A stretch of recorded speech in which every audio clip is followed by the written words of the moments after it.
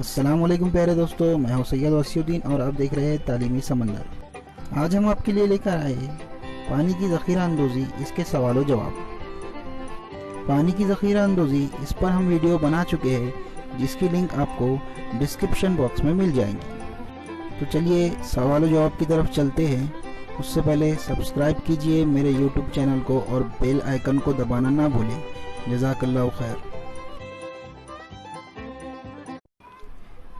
پیارے بچوں، آج ہم سبق نمبر 3 پانی کی ذخیرہ اندوزی، اس کے سوالوں کے جواب تلاش کریں گے، یعنی سوالوں کے جواب ہم کو لکھنا ہے۔ اس میں پہلا سوال ہے مختصر جواب لکھو۔ یہاں سے ہم دیکھ سکتے ہیں کہ مختصر جواب لکھو۔ یہ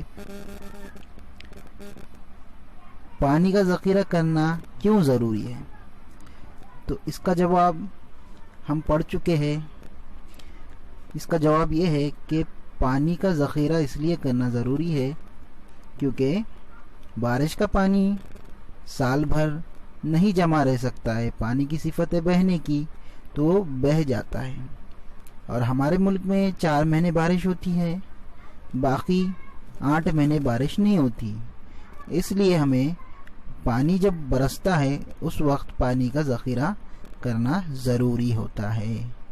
تو جواب ملا ہے ہم کو، پانی کا ذخیرہ اس لیے کرنا ضروری ہے کہ پانی بہہ جاتا ہے۔ آگے ہے سوال نمبر 2، روایتی طریقے سے گھر میں پانی کا ذخیرہ کس طرح کیا جاتا ہوگا؟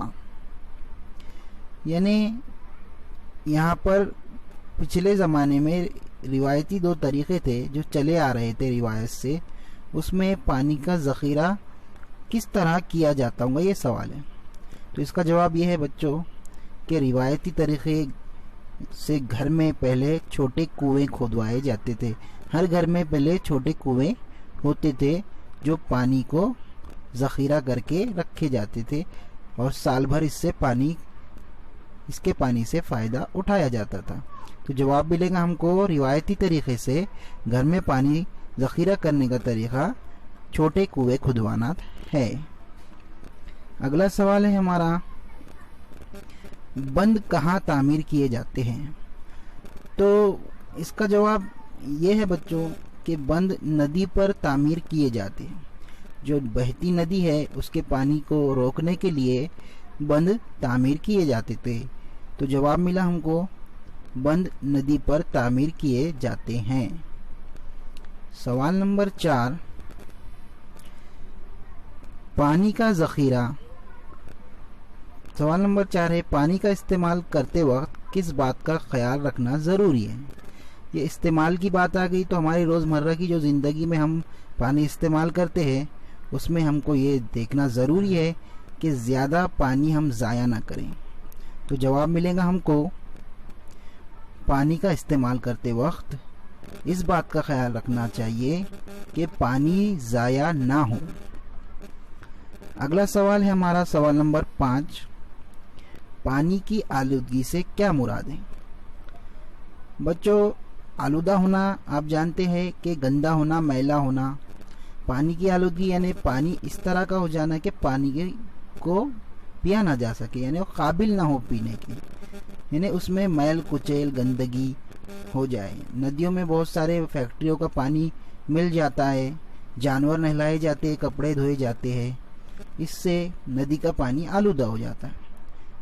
تو جواب ملے گا ہم کو، پانی کی آلودگی یعنی پانی کو میلا کچیلا کر دینا یا پینے کے قابل نہیں رکھنا، اسے کہتے ہیں پانی کی آلودگی۔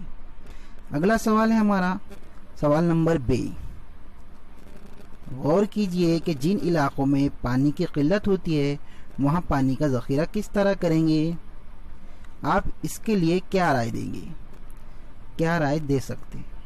تو یہ جواب تو آپ کو دینا ہے، لیکن میں اس کے لیے آپ کو ایک آئیڈیا دے سکتا ہوں کہ جن علاقوں میں پانی کی قلت ہوتی ہے وہی جو ہم نے سبق میں پڑھ چکے کہ وہاں پر ندی کے اوپر باندھ بنائے جا سکتے ہیں، یعنی بند کر کے، بند کا طریقہ ندی پر بنایا جا سکتا ہے، جس کی وجہ سے بہتا ہوا پانی روکا جا سکتا ہے. اور گھروں میں کنویں کھدوائے جا سکتے ہیں. ابھی جدید طریقہ ہے بورویل کی مدد سے پانی کا ذخیرہ جو زمین میں جذب شدہ پانی ہے اسے حاصل کر سکتے ہیں. اگلا سوال ہے ہمارا سوال نمبر ج. پانی کفایت شاری سے استعمال کرنے کے لیے آپ کون سی اچھی عادتیں اپنا سکتے ہیں؟ یہ جو سوال ہے یہ ہماری روزمرہ کی زندگی کے بارے میں ہے. یہ ہماری اچھی عادتوں کے بارے میں ہے. پانی کی کفایت شاری سے استعمال کرنے کے لیے ہم کون کون سی عادتیں اپنا سکتے ہیں؟ تو اس میں نمبر 1 ہے پانی کو کسی بھی حال میں ضائع نہیں کرنا ہے. جتنا ضروری ہے اتنا ہی پانی استعمال کرے. پانی کو کھلا نہ چھوڑے، یعنی جو نل ہوتے ہیں پانی کے پائپ اس کے منہ کو کھلا نہ چھوڑے، اس کو ٹوٹی لگا دے. جہاں کہیں بھی آپ کو پانی ضائع ہوتا ہوا نظر آ رہا ہے وہاں پر اسے روکے. جو لوگ غیر ضروری سڑکوں پر پانی جو ہے تو پھینکتے ہیں، بہاتے ہیں، ان سے کہے، انہیں منع کرے. یہ جو طریقے ہیں یہ پانی کو کفایت شاری سے استعمال کرنے کے طریقے ہیں. امید ہے اس سبق کے سوال جواب آپ کو سمجھ آئے ہوں گے. آپ اسے کاپیوں میں لکھیں، اپنے ٹیچر سے جانچ کروا لیں. جزاک اللہ خیر.